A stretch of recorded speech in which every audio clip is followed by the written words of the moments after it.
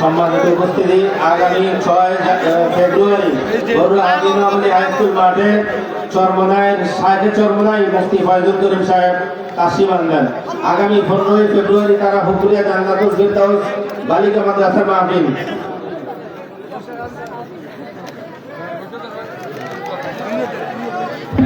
আমরা ধৈর্য সহকারে বসি এবং রাস্তা থেকে আমরা স্বেচ্ছাসেবক যারা একটু ব্যবস্থা করে দেওয়া মানুষগুলো ওই কর্নারের জায়গা রয়েছে,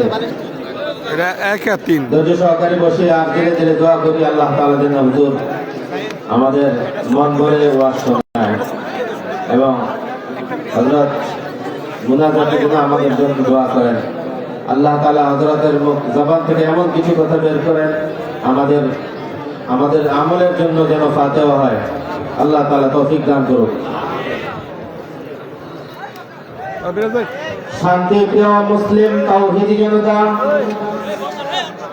শাইখুল কুররা হযরত কারি আব্দুর রহমান রাহমাতুল্লাহি আলাইহি প্রতিষ্ঠিত হুরওয়া ইব্রাহিমিয়া তাজবিদুল কোরআন মাদ্রাসার 2 দিন ব্যাপী বার্ষিক মাহফিলের প্রথম দিনের সমাপনী বয়ান ও মুনাজাত পরিচালনা করবেন বারবার কারা নির্যাতিত মুসলিম আলেমদের সুদূর নেত্রকোনা থেকে আগত এদেশের লক্ষ কোটি তাওহীদি জনতা উলামায়ে কেরামের আস্থার প্রতীক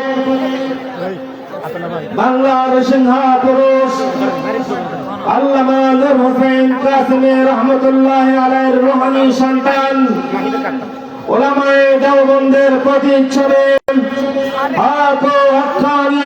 আমাদের প্রিয় ব্যক্তি হযরত মাওলানা রফিকুল ইসলাম মাদানী সাহেব দামাত বারাকাতুহুম বয়ান পেশ করছেন। হযরত মাওলানা রফিকুল ইসলাম মাদানী সাহেব দামাত বারাকাতুহুম। আমি হযরতের জ্ঞান গর্ব আলোচনা পেশ করার জন্য মাহফিল ব্যবস্থাপনা কমিটির পক্ষ থেকে বিনয়ের সাথে আবদার করছি। আসসালামু আলাইকুম ওয়া রাহমাতুল্লাহি ওয়া বারাকাতুহু। ইন্নাল হামদুলিল্লাহ নাহমাদুহু ওয়া নাস্তাঈনুহু ওয়া নাস্তাগফিরুহু ওয়া নু'মিnu বিহি ওয়া নাতাওয়াক্কালু আলাইহি ওয়া না'উযু বিল্লাহি মিন শুরুরি আনফুসিনা ومن سيئات أعمالنا من يهده الله فلا مضل له ومن يضلل فلا هادي له ونشهد أن لا إله إلا الله وحده لا شريك له. أما بعد فأعوذ بالله من الشيطان الرجيم.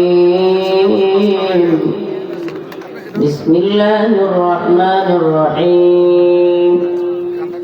قل إن كنتم تحبون الله فاتبعوني يحببكم الله ويغفر لكم ذنوبكم والله غفور رحيم.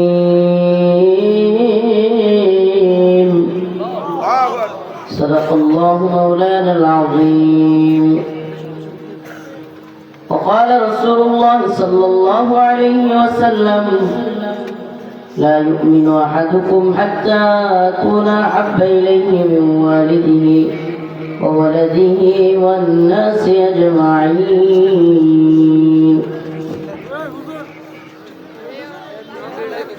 হুরওয়া ইব্রাহিমিয়া তাজবিদুল কোরআন মাদ্রাসা বার্ষিক ওয়াজ মাহফিলের সম্মানিত উলামা মাশায়েখ, সম্মানিত উলামায়ে কেরাম, মুরব্বিয়ানে আযম, প্রিয় যুবক ভাইরা, স্নেহী ছোট ভাইরা, আল্লাহ রাব্বুল আলামিনের দরবারে অসংখ্য অগণিত শুকরিয়া যে মহান রব্বুল আলামিন আপনাকে আমাকে কোরআন সুন্নাহ থেকে কিছু কথা বলবার এবং শুনবার তৌফিক দান করেছেন। সেজন্য সকলেই অন্তরের অন্তঃস্থল থেকে বলি আলহামদুলিল্লাহ। প্রিয় উপস্থিতি, আমি প্রায় 10 ঘন্টার জার্নি করে নেত্রকোনা থেকে এখানে আসছি। সমস্যা হচ্ছে কি, এত দূর থেকে আইসা কথা বলার কোনো, আপনারা সবাই বসে থাকেন যে হুজুর একটু কথা বলবে, হুজুর এক করবে।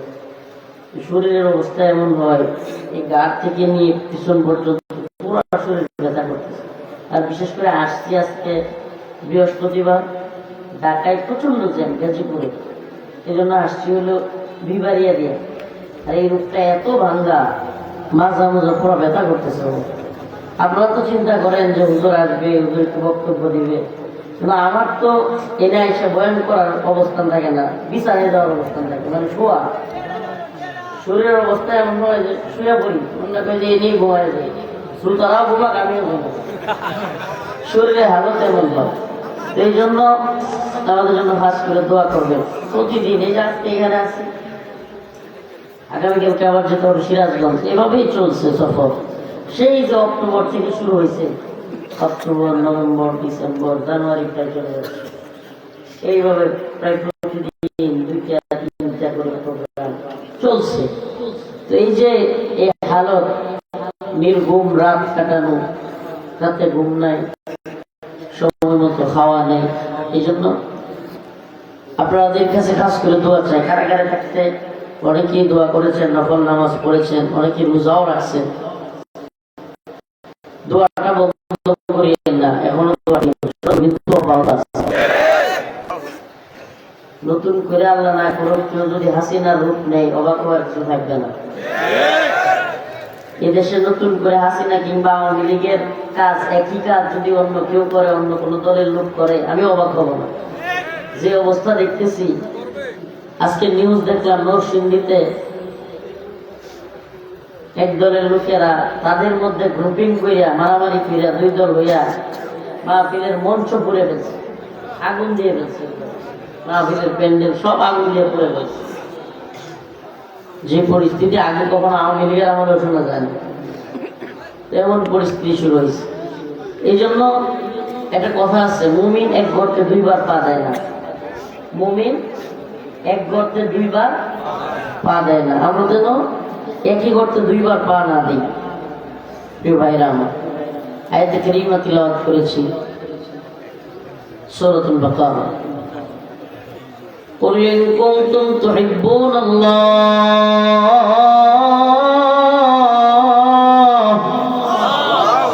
فاتبعوني يحببكم الله ويغفر لكم ذنوبكم والله غفور رحيم.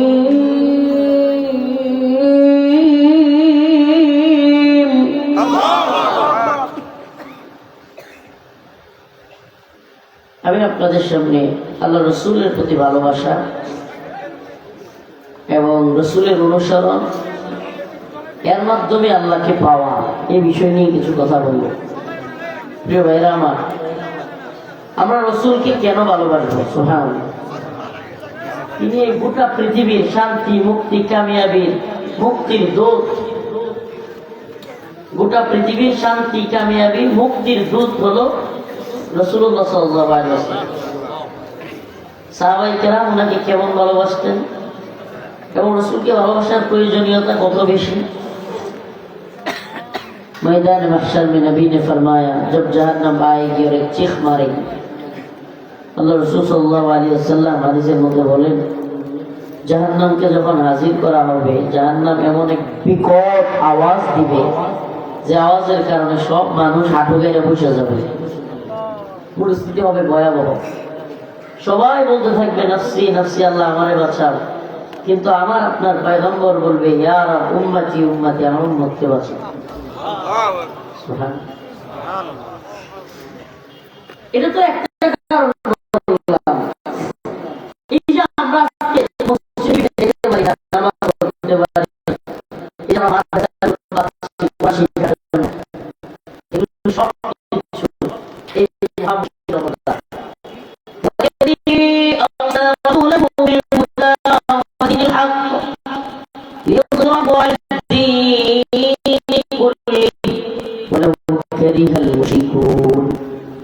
আল্লাহ রাব্বুল আলামিন বলেন, আমি আমার পয়গম্বরকে, আমি আমার নবীকে هو الذي أرسل رسوله بالهدى ودين الحق ليظهره على الدين كله সত্য দিন সহকারে হেদায়েত দিয়ে আমার রাসূলকে পাঠাইছি যেন সব দিনের উপর এই দিনকে তিনি বিজয়ী করেন।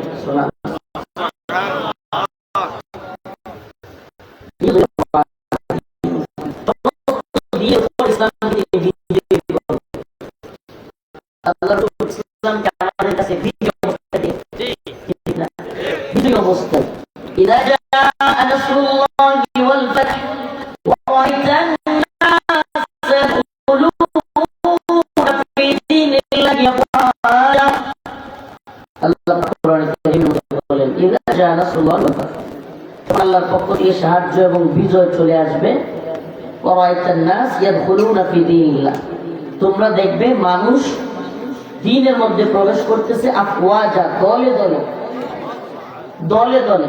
আমরা কি দেখলাম? সুবহানাল্লাহ। রাসূলুল্লাহ সাল্লাল্লাহু আলাইহি ওয়াসাল্লামের মতি মাদানী জিন্দেগিতে এত দাওয়াতি কার্যক্রম করেছেন, এত দাওয়াত দিয়েছেন, কিন্তু অল্প সংখ্যক মানুষই দ্বীন কবুল করেছে। কিন্তু যখন মক্কা বিজয় হয়ে গেছে, সুবহানাল্লাহ, ইয়াদখুলুনা ফি দীনিল্লাহি আফওয়াজা, মানুষ দলে কথা বলে। ইতিহাস পরাজিতদের পক্ষে কেউ থাকতে চায় না।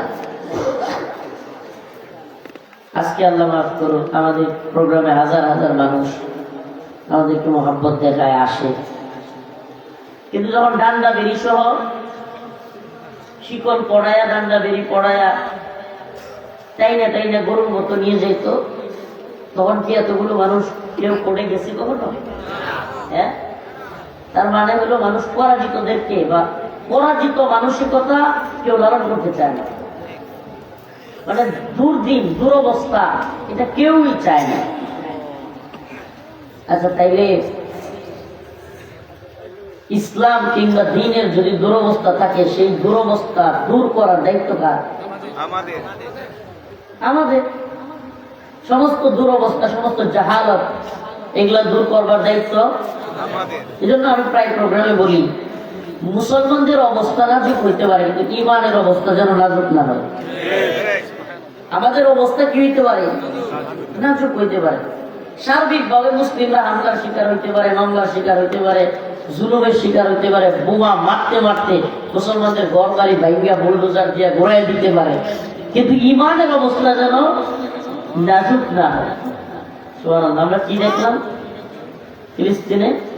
উম্মার মুজাহিদরা আরে কত পেট্রো ডলার সাহেব কত কিছু বললো, হ্যাঁ হামাস কিছু বুঝে না, এই না সেই না, ইসরায়েলের বিরুদ্ধে দাঁড়ায়, বারবার মায়ের খায়, যতটুকু আছে ততটুকু নষ্ট হবে। সুবহানাল্লাহ।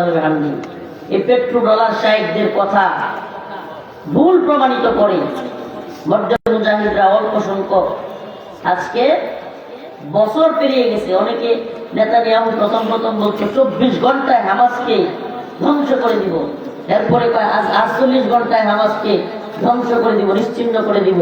আজকে বছর পার হয়ে গেছে, ধ্বংস তো করতে পারি নাই, এখন শান্তি চুক্তিতে বাধ্য হয়েছে। ইসরায়েল কি করছে? শান্তি চুক্তি, আর যুদ্ধ করবে না, যুদ্ধবিরতি। যদিও এদের এই চুক্তি এরা নিজেরাই লঙ্ঘন করবে, কারণ জালেমরা প্রকাশ্যে বলে এক কথা, গোপনে আরেক কথা। প্রিয় ভাইরা আমার, কিন্তু যেই বিষয়টা প্রমাণ করেছে আদর্শের উপর অটল অবিচল থাকলে, দ্বীনের প্রতি অটল অবিচল থাকলে আল্লাহ পাক ছোট ছোট দলদেরকে বিজয়ী করে। এই বিষয়টা প্রমাণিত হয়েছে কি হয় না? বারবার প্রমাণিত, বদরে প্রমাণিত, বদরের ইতিহাস সবাই জানে, আফগানে প্রমাণিত, সিরিয়ায় প্রমাণিত, সব জায়গায় প্রমাণিত। আলহামদুলিল্লাহ।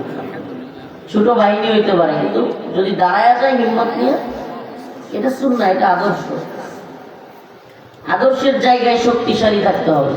পৃথিবীর ইতিহাসে মুসলমানদের সাথে যত বড় বড় যুদ্ধ হয়েছে, দিন শেষে মুসলমানরা কেন বিজয়ী হয়েছে? ছোট্ট দল, কিন্তু বিজয়ী হওয়ার কারণ হলো একটাই, আদর্শিক শক্তি, ইমানি শক্তি। প্রিয় ভাইরা আমার, বন্ধুগণ, আমি যে আয়াত কারীমা তিলাওয়াত করেছি, قل إن كنتم تحبون الله فاتبعوني يحببكم الله ويغفر لكم ذنوبكم والله غفور رحيم। আল্লাহ রাব্বুল আলামিন বলেন, হে নবী আপনি বলে দেন, জানায় দেন, ইন কুনতুম তুহিব্বুনাল্লাহ, যদি তারা আল্লাহকে ভালোবাসতে চায়, ফাত্তাবিউনি, যারা আমার নবীর অনুসরণ করে। সুবহানাল্লাহ।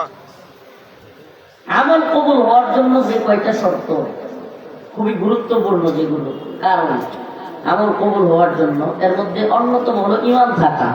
কি থাকা?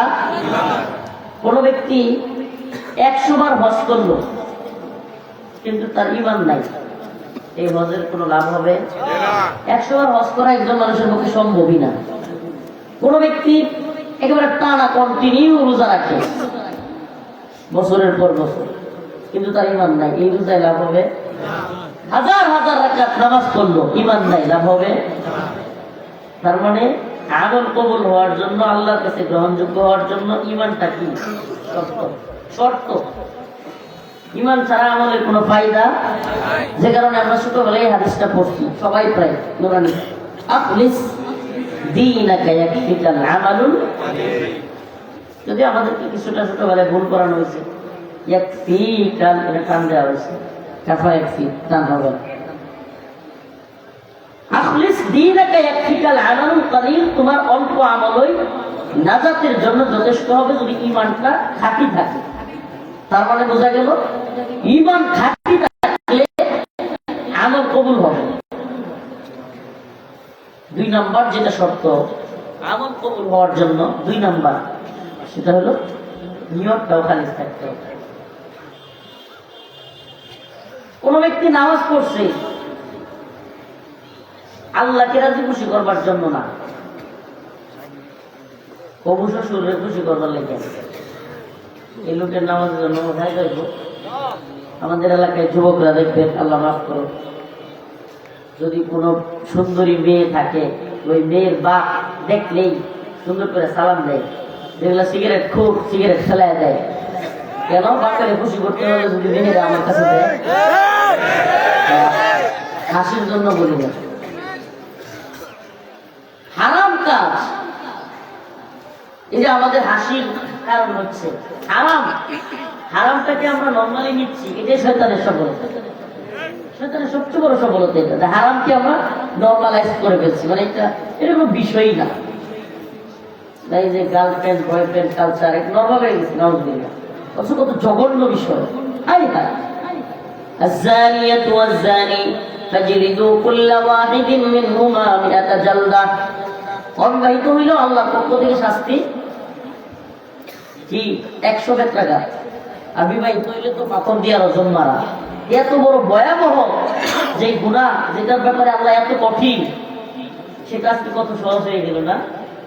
ফজরের নামাজের সময়টাকে তোলা যায় না যুবকদেরকে, আস্তাগফিরুল্লাহ। কিন্তু যদি বলা হয় যে নদী পার হইতেই প্রেমিকা কইছে, অনেকগুলো নদী পার হয়ে যাবো, সেটা কি? আস্তাগফিরুল্লাহ, বলেন আস্তাগফিরুল্লাহ। ইন্নামাল আ'মালু বিন্নিয়াত,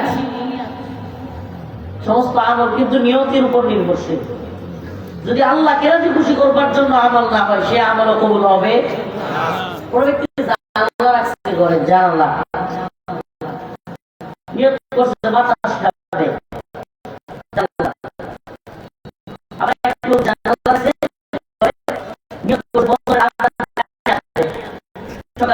জানালাটা এই জন্য কাটে, এই লোক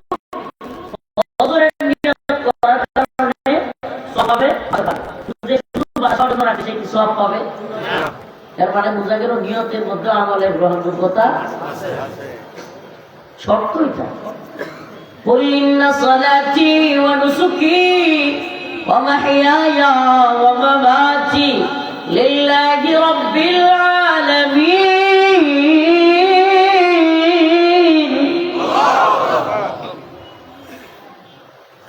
কেন আপনি বলেন, আপনি জানায় দেন, আমার নামাজ, আমার কুরবানি, আমার হায়াত, আমার মৃত্যু সব কিছু কার জন্য? সবকিছু একমাত্র আল্লাহর জন্য। জিন্দেগিটা আল্লাহর জন্য দিয়ে দেওয়া, সুবহানাল্লাহ, জিন্দেগিটা আল্লাহর জন্য দিয়ে দেওয়া, এটার সাথে আল্লাহর সাথে একটা কমিটমেন্ট হয়ে গেছে আমাদের। এই ব্যবসাটা হচ্ছে অনেক আগে। ওই যে যেদিন আল্লাহ জিজ্ঞেস করছিল আলাস্তু বিরব্বিকুম, আমি কি তোমাদের প্রভু নই? আমরা সবাই বলছিলাম ক্বালু বালা, হ্যাঁ অবশ্যই। ওই দিনই একটা কমিটমেন্ট আল্লাহর সাথে হয়েছে। কি কমিটমেন্ট? ইন্নাল্লাহা আশতারা মিনাল মুমিনিনা আনফুসাহুম ওয়া আমওয়ালাহুম বিআন্না লাহুমুল জান্নাহ। সুবহানাল্লাহ। কমিটমেন্ট কি? আল্লাহর সাথে একটা বেচা কেনা হয়ে গেছে, ব্যবসা। ক্রেতাকে আল্লাহ, মানিল্লাযী ইশতারা, ক্রেতাকে আল্লাহ, বলেন না চিল্লায়, কে? আল্লাহ। মানিল্লাযী ইশতারা, ক্রেতাকে আল্লাহ, বিক্রেতা হইল আমরা মুমিনরা। ইন্নাল্লাহা আশতারা মিনাল মুমিনিনা আনফুসাহুম ওয়া আমওয়ালাহুম বিআন্না লাহুমুল জান্নাহ। জান্নাত হলো বিনিময়, পণ্য। পণ্য কি? জান্নাত। ক্রেতাকে আল্লাহ, বিক্রেতা কারা? আমরা। পণ্য কি? জান্নাত। জান্নাত। বিনিময়ে কি পাবো? জান্নাত। সুবহানাল্লাহ। তাহলে ওই যে আল্লাহর সাথে যে ব্যবসাটা হয়েছে, আল্লাহর সাথে আমাদের এই কমিটমেন্ট পূরণ করার জায়গা হলো এটা, এই দুনিয়া। এই জন্য আল্লাহর জন্য জীবনটা দিয়ে দেওয়া, এটা আমাদের আল্লাহর সাথে কমিটমেন্ট। অতএব এটা যারা আস্থা রাখবে, বিশ্বাস রাখবে এই কথার উপরে, এরা দুনিয়ার কোনো তাগুতকে, জালিমকে পরোয়া করবে না। কারণ আমার কমিটমেন্ট তো আল্লাহর সাথে, যে আমি জীবন দিয়ে দিছি আপনার রাস্তায়। আমি আমার আম্মারে কারাগারে থাকতে মাঝে মাঝে আম্মা প্রচন্ড কান্নাকাটি করতাম। কোনোদিন ফোনে কথা বলবার সুযোগ পাইলে কিংবা সাক্ষাতে আসলে আমি আম্মার একটা গজল শোনাইতাম, ছোট্ট 2টা লাইন শোনাইতাম। আর আম্মা কাঁদতে কাঁদতে তো চোখে ছানি ফেলে দিছিল, এমন কান্না করছে, কাঁদতে কাঁদতে চোখে চশমা ব্যবহার করতে এসেছে। এক পর্যায়ে প্রায় অনেক সময় চোখে দেখতেও না, পর্যন্ত চোখ দিয়ে পানি পড়তো এমন। আমি 2টা লাইন শোনাইতাম মাঝে মাঝে, এটা আপনাদেরকেও বলি। এটা আল্লাহ মাফ করুক, আল্লাহ আমাদেরকে কবুল করুক, আমাদেরকে সাহস যোগাবে এই লাইনগুলো। যদি জিহাদ মাঠে মাগো মৃত্যু হয়, তোমার চোখে যেন জল ঝরে না। যদি জিহাদ মাঠে মাগো মৃত্যু হয়, তোমার চোখে যেন জল ঝরে না। কিয়ামতে পরিচয় দেবে তুমি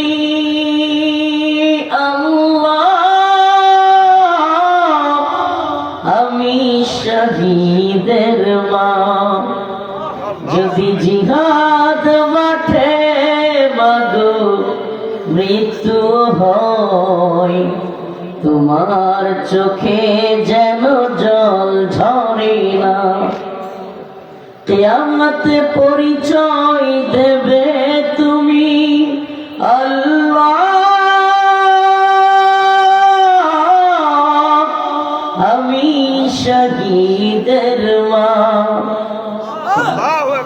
একজন মায়ের জন্য এর চাইতে গর্বের কি হইতে পারে যে আমার সন্তান শহীদ, আমি শহীদের মা। সুবহানাল্লাহ।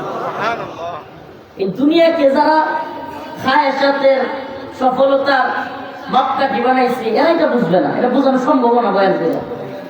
ওমা হাদিহিল হায়াতুদ দুনিয়া ইল্লা লাহবু ওয়া লাইব।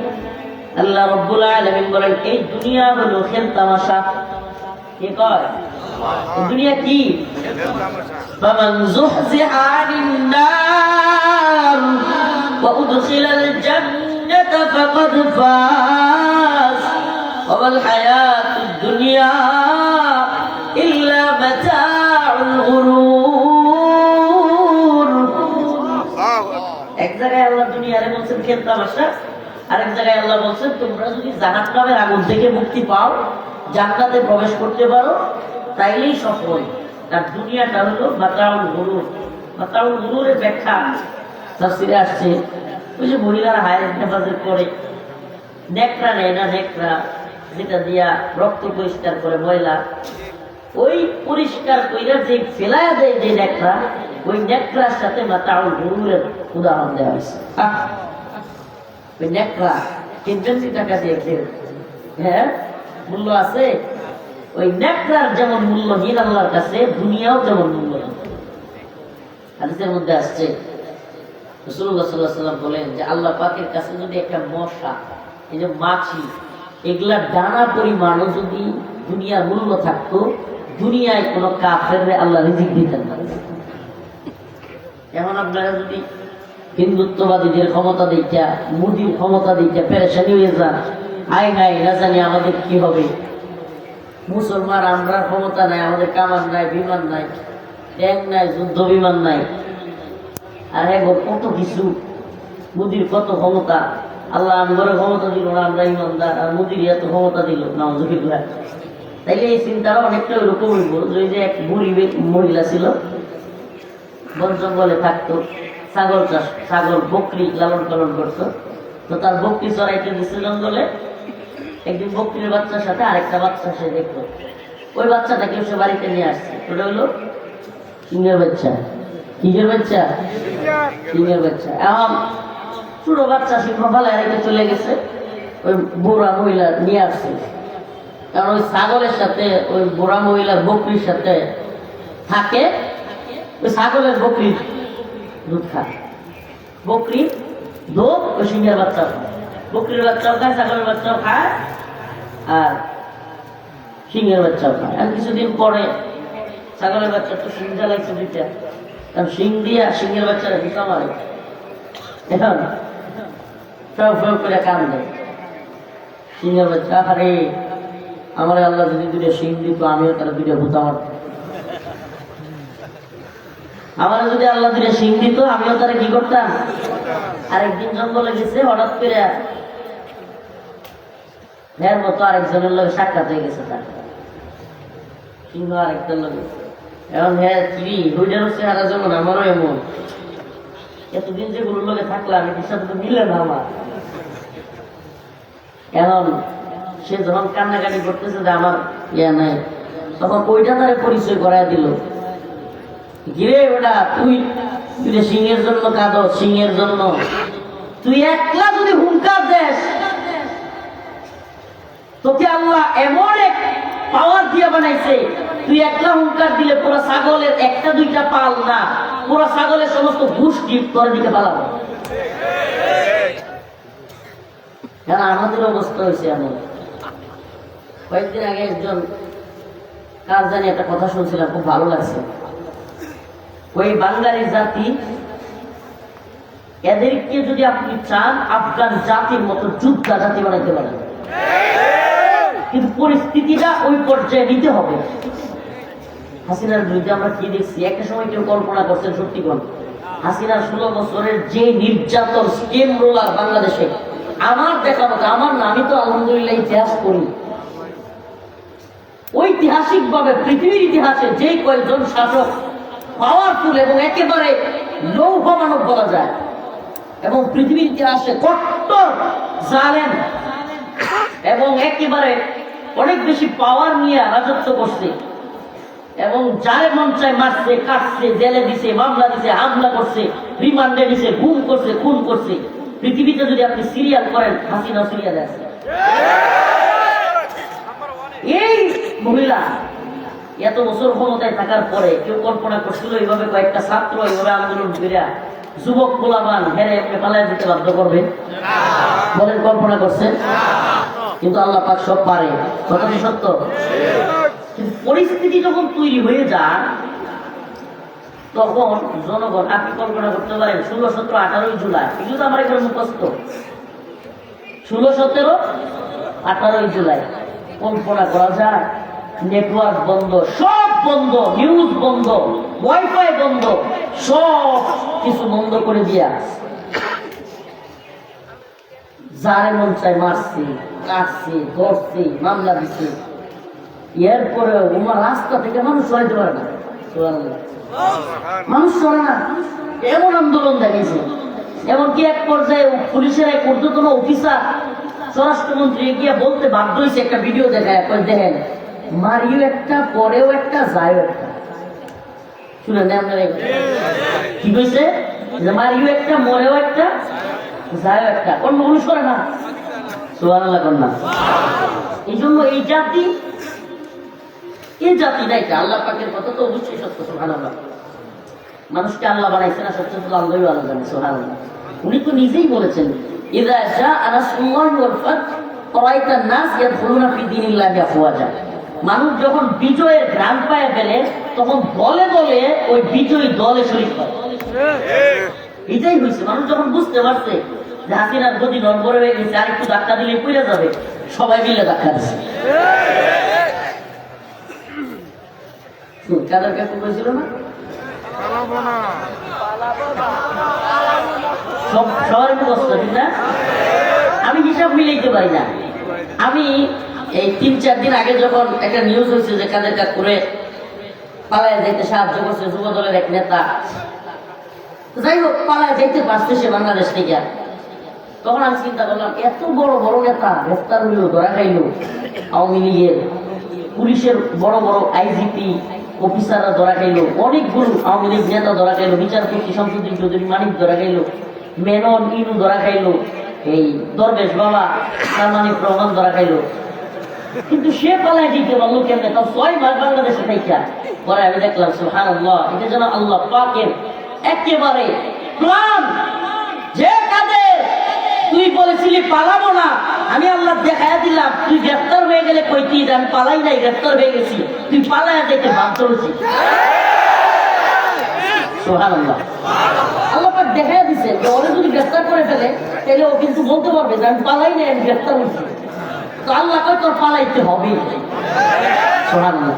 আপনি দেখবেন বাংলাদেশের যে 2 জন মানুষ বলছিল পালাবে না, একজন বলছিল আমি শেখের বেটি, আমি পালাই না, পালাইছি কিনা?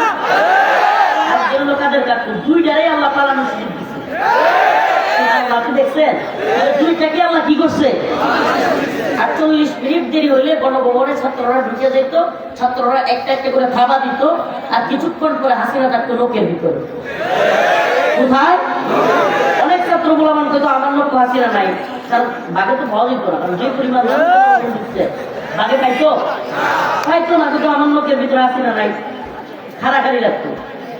দেখেন আল্লাহ পাক 2টারই পালানোর সুযোগ করে দিছে। আমার কেন জানি মনে হয় আল্লাহ পাক এদেরকে আরো অনেক বেশি লাঞ্ছিত করবার জন্য বাঁচায় আছে, অনেক বেশি লাঞ্ছিত করবে আল্লাহ। মানে পৃথিবীর ইতিহাসে এদের লাঞ্ছনাটা মানুষের কাছে নজির হয়ে থাকবে, দৃষ্টান্ত হবে। জালেমের পরিণতি হলো এটা। অলরেডি দৃষ্টান্ত তো হয়েই গেছে অনেকের কাছে। না হইলে নতুন করে যদি হাসিনা কাজের সাহায্য চাও, নতুন করে কারো জালেম হওয়ার শখ জায়গা লাথি খাওয়ার জন্য তৈরি হও, সমস্যা নাই। আমরা জাতির জায়গায় দিব, লাথি দিবে জাতি, আমরা আছি ইনশাল্লাহ। প্রয়োজনে আবারও জেলে যাইতে, রিমান্ডে যাইতে প্রস্তুত আছি, কিন্তু জাতির এমন জায়গা নিয়ে দিব যে আমরা কারাগারে থাকতে পারি, কিন্তু কোন করে লাগছে একবারে। রাজি আছেন না ইনশাল্লাহ? রাজি আছেন না ইনশাল্লাহ? জালেম কাউরে হতে দেওয়া যাবে না। হাসিনার বিরুদ্ধে, আওয়ামী লীগের বিরুদ্ধে আমরা কেন দাঁড়াইছি? জুলুমের কারণে। নতুন করে কেউ জালিম হওয়ার সুযোগ আছে? সাদাবাজ, টেন্ডারবাজ, দুর্নীতিবাজ হওয়ার সুযোগ আছে? দিবেন আপনারা? এইটা তোমরা ধরে রাখবেন। প্রিয় ভাইরা আমার, বন্ধুগণ আমার, আল্লাহ রাসূলকে অনুসরণ করা। আমি যে আয়াত কারিমা পড়লাম, ওই যে কথা জেনেছিল মনে আছে? আমল কবুল হওয়ার জন্য শর্ত, 1 নম্বরে ঈমান, 2 নম্বরে নিয়ত। 2 নম্বরে নিয়তের কথা কইতে গিয়া কলিনা সালাতি ওয়া নুসুকি, আল্লাহর জন্য সবকিছু বলতে গিয়ে অনেক দূর চলে গেছিলাম। 3 নম্বর শর্ত হলো রাসূল সাল্লাল্লাহু আলাইহি ওয়াসাল্লামের তরিকা। রাসূল সাল্লাল্লাহু আলাইহি ওয়াসাল্লামের তরিকা। আচ্ছা, কোন ব্যক্তির ঈমানও আছে, নিয়ত সহিহ, ঈমানও আছে, নিয়ত সহিহ। আচ্ছা, নফল রোজা রাখলে সওয়াব না গুনাহ? এখন কোন ব্যক্তি সওয়াবের নিয়ত কইরা, নিয়ত কি সহিহ না গলত? সহিহ। ইমানদার ব্যক্তি নফল রোজার নিয়ত করে ঈদের দিন রোজা রাখে। নিয়ত কিন্তু দুইটা, নিয়ত সে কি সওয়াব পাবে না গুনাহ হবে? কেন? কারণ তরিকাটা সুন্নাহ অনুযায়ী হয় নাই। ঈমান আছে, নিয়ত সহি, তরিকা ভুল। আমার কথা আমি বুঝাইতে পারছি? ঈমানও আছে, নিয়ত সহি, তরিকা বলেন না, তরিকা। রাসূলকে অনেক ভালোবাসি, রাসূলকে অনেক ভালোবাসি, নিয়ত সহি, ঈমানও আছে, কিন্তু ভুল তরিকায়। বলেন না, এই ভালোবাসার মূল্য আছে? আমার কথা বুঝাইতে পারছি? এই ভালোবাসার আল্লাহর কাছে কোনো মূল্য আছে? কেউ যদি আল্লাহর জায়গায় আল্লাহর গুণাবলীতে রাসূলকে নিয়ে বসায়, সে যেন বলতে চায় আল্লাহ রাসূল আলাদা না। নাউজুবিল্লাহ, শিরক হবে কি হবে না? এগুলো করা যাবে? আমি আর ভিতরে যেতে চাই না, কিন্তু যতটুকু বললাম এর দ্বারা আমি বুঝাইতে চাইলাম এটা, যে আপনার আমল, আপনার নিয়ত সহি হইলেও, ঈমান থাকলেও তরিকা ভুল হওয়ার কারণে আমল কবুল হবে না। তরিকাটা হইতে হবে আল্লাহ রাসূলের তরিকা। সাহাবায়ে কেরাম যা করেন না আপনি তা করতে পারবেন না।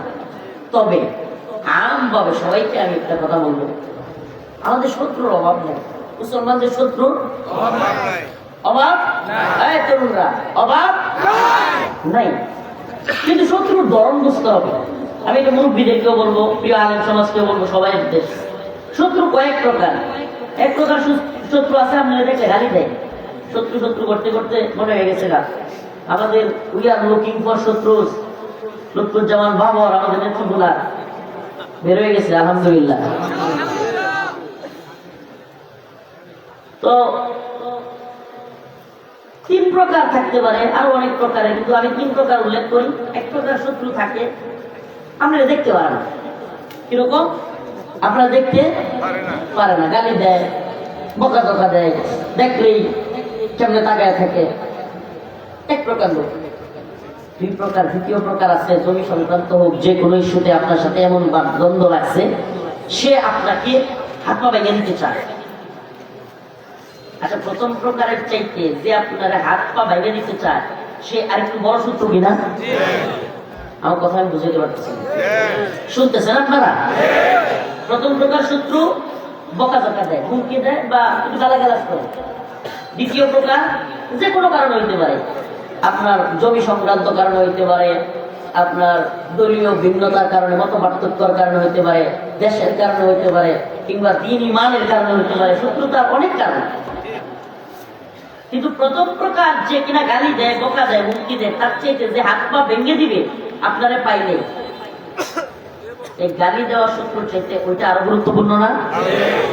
তৃতীয় প্রকারের শত্রু আছে যে আপনাকে মেরে ফেলবে, একেবারে শেষ করে দিবে, ধ্বংস। পারলে আপনারে মারে, পারলে আপনার সন্তান মারে, সব মেরে দেয়।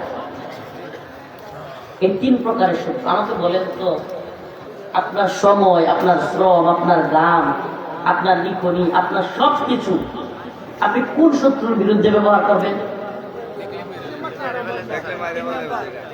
বুদ্ধিমান তো তারাই যারা কিনা যে মেরে ফেলতে চায়, যে দ্বীন ঈমানকে, আপনাকে, আপনার সন্তানদেরকে ধ্বংস করতে চায়, তাদের মোকাবেলা করবার জন্য নিজেকে তৈরি করা, নিজের সময়, শ্রম, ঘাম, রক্ত সবকিছু ওই শত্রুর বিরুদ্ধে ব্যবহার করা যে আমাকে ধ্বংস করে দিতে চায়। যে ওয়াহাবি এটা এটা করে, খারেজি এটা করে, বকা দেয়, গালি দেয়, এখন পিছনে লাগ গিয়া সময় ব্যয় করার সময় আমরা আছে আর গভীরে যেতে যেতেছি না, কারণ এই উম্মার মধ্যে এখন ফাটলের সময় না, ঐক্যের সময়। ওই শত্রুকে যে আমাকে আপনাকে ধ্বংস করতে চায়, আপনার ভূখণ্ডকে হুমকি দিতে চায়, আপনার ভূখণ্ড দখল করতে চায়, আপনার ইসলামকে, আপনার দ্বীনকে, আপনার মসজিদ মাদ্রাসাকে সবকিছুকে ঘুরিয়ে দিতে চায়, এই শত্রু হলো হিন্দুত্ববাদী ভারত।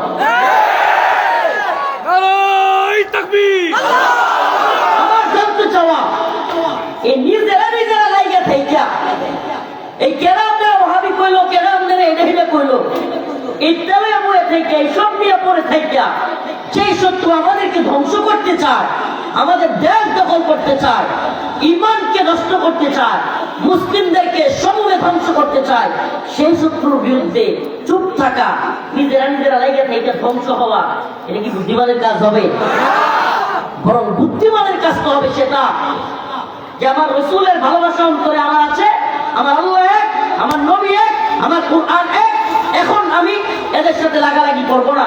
কিন্তু যদি আমার ভূখণ্ড রক্ষা করতে আসে, আমার ঈমানকে ধ্বংস করতে আসে, আমার দ্বীনকে ধ্বংস করতে আসে, হিন্দুত্ববাদী ভারতের কামান বিমান অস্ত্র গোলাবারুদ সেনাবাহিনী বেশি থাকতে পারে, কিন্তু দ্বীনের প্রয়োজনে, দেশ রক্ষার প্রয়োজনে, ঈমানের প্রয়োজনে, আল্লাহর নবীর ভালোবাসায়, ইসলামের জন্য প্রয়োজন হলে হিন্দুত্ববাদী ভারতের দাঁত ভাঙা জবাব দেব আমরা।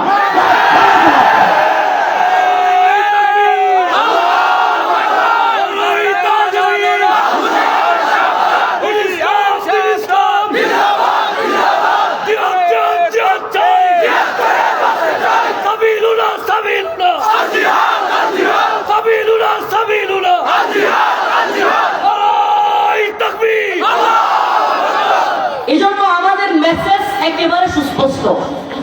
এ জাতির সাথে, এ জাতির সামনে আল্লাহ মাফ করো, আমরা নিজেদেরকে দায়ী মনে করি, আল্লাহর কাছে জবাব দিয়ে তার কাজ করায় যেন দায়িত্ব না হয়। এই জন্য একজন উম্মার প্রতি দরদ রেখে একজন দায়ী হিসেবে বলছি, প্রিয় মুসলমান ভাইরা আমার, সাবধান, নিজের মধ্যে কাদা চোরাচুরি দলাদলি এখন বন্ধ করেন। উম্মা বড় নাজুক পরিস্থিতিতে আছে, আপনি কল্পনা করতে পারবেন না, আল্লাহ না করুক এই সরকারগুলো, এই বেহায়া মিডিয়াগুলো, নির্লজ্জ মিডিয়াগুলো আমাদেরকে বুমের মধ্যে আছে, বুমে। আপনি কল্পনা করতে পারবেন না বাংলাদেশের প্রত্যেকটা সীমান্তে ভারতের সাথে কি ভয়াবহ পরিস্থিতি, বুমের মধ্যে রাখছে আমাদেরকে, বুঝাইতে দিচ্ছে না।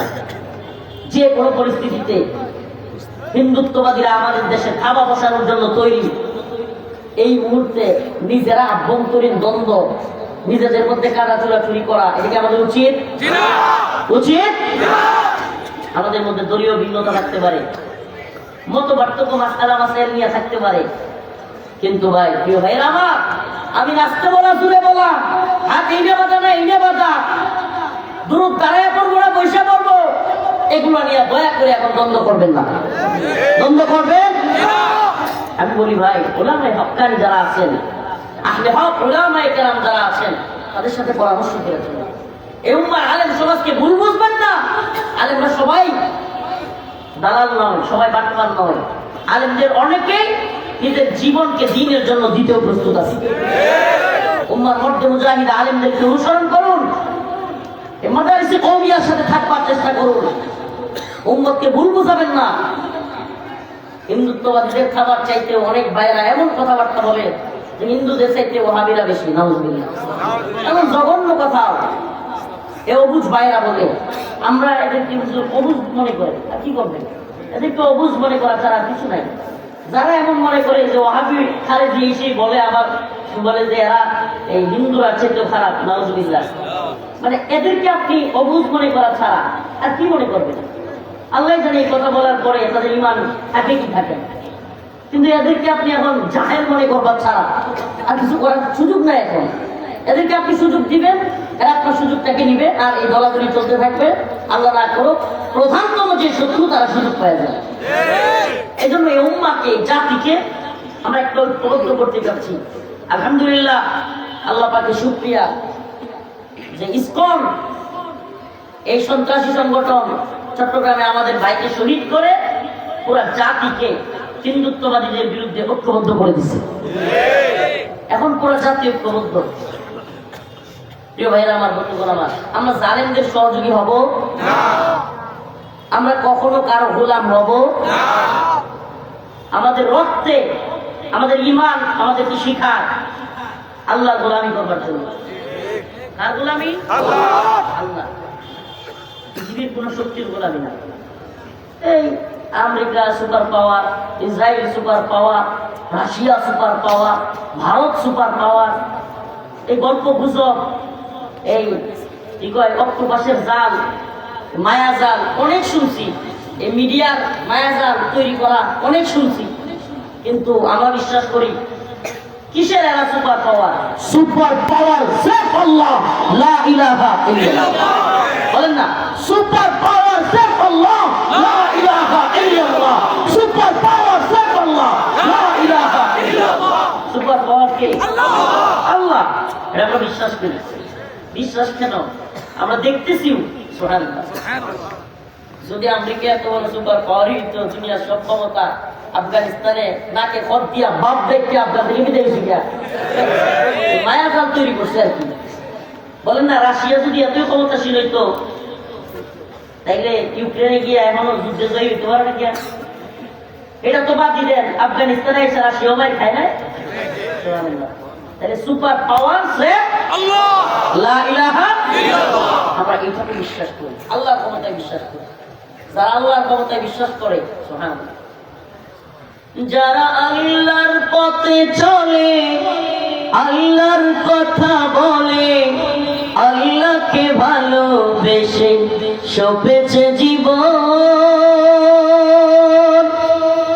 তাদের কিসের ভয়, কে করে পরাজয়, শহীদি তামান্নাতে নাচে তার মন।